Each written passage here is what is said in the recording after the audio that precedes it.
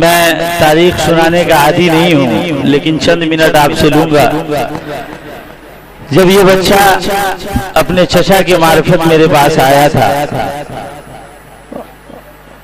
کپڑے بھی بدلنے نہیں آئے تھے، اس کے والد محترم کی حالت ایسی تھی جو آج کل نشہ میں لوگ مبتلا ہو کر پوری زندگی بھول جاتے ہیں۔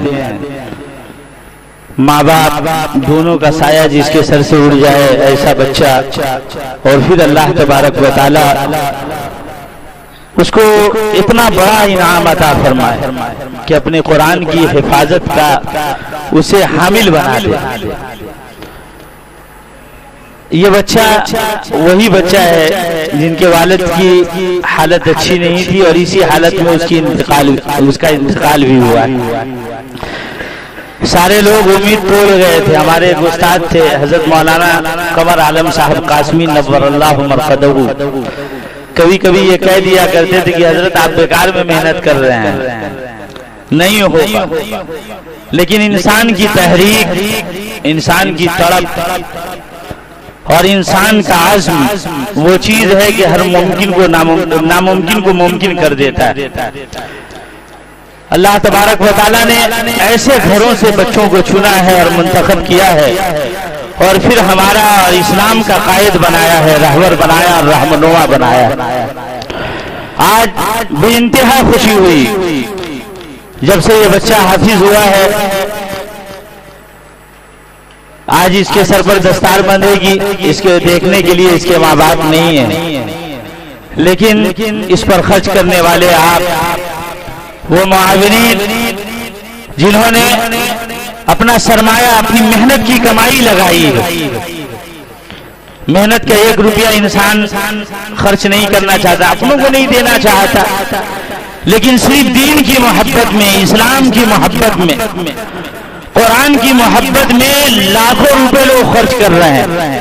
آج دنیا میں لاکھوں مدارس چل رہے ہیں جہاں کروڑوں سالانہ صرفہ آتا ہے ایک ایک مدرسے کا، اور یہ مسلمانوں کے پیسے سے چل رہا ہے، مسلمانوں کی گاڑی کمائی سے چل رہی ہے۔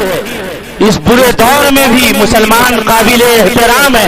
میں سلام کرتا ہوں مسلمانوں کی عظمت کو، جرأت کو، کہ اللہ کی اس امانت کی وہ حفاظت کر رہے ہیں۔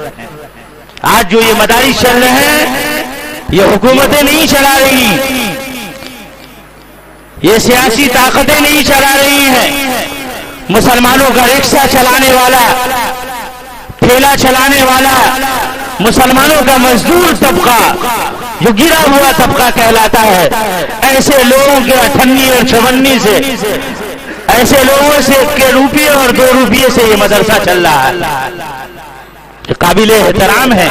اللہ شاید اسی عظمت کی وجہ سے اور قرآن سے اس والہانہ عقیدت اور محبت کی وجہ سے اتنی برائیوں کے باوجود بھی وہ عمومی عذاب اور سیلاب اور اللہ کا قہر جو دنیا پر نازل ہونا تھا، اللہ تبارک و تعالیٰ نے آج بھی اس کو ہم سے دور رکھا ہے۔ شاید اس کی ایک بڑی وجہ یہ وہ جذبہ جو اللہ تبارک و تعالیٰ نے اہل اسلام کو، ایمان والوں کو عطا فرمایا ہے۔ بہرحال تو ہمارے درمیان بہت سارے محترم امام و خطیب یہاں تشریف فرما ہے، اور درمیان میں ہمارے بڑے بھائی، بلکہ بین الاقوامی بھائی اور بین الاقوامی نقیب جناب شکیل انصاری، حاجی شکیل انصاری صاحب، اللہ تبارک و تعالی ہمیں اور آپ کو بھی منتخب فرما لے، اللہ کے گھر کی زیارت نصیب فرما دے۔ استاد محترم قاری شفیع الرحمان صاحب نور اللہ مرقدہ، حضرت نے ایک مرتبہ کہہ دیا تھا حاجی شکیل انصاری، تو اللہ تبارک و تعالیٰ نے ایسا قبول فرمایا کہ حاجی شکیل انصاری بن ہی گئے۔ اللہ تبارک و تعالیٰ نے وہ موقع عطا فرمایا کہ آپ نے اللہ کے گھر کی زیارت کی، جناب محمد الرسول اللہ صلی اللہ علیہ وسلم کے روضہ اطہر کا دیدار کیا۔ اللہ تمام اہل ایمان کو سعادت عطا فرمائے۔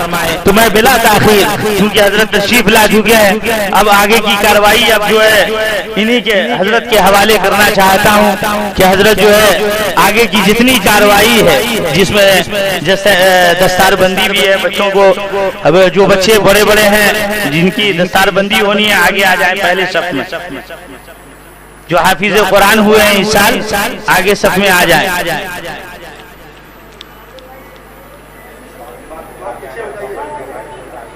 چار بچے ادھر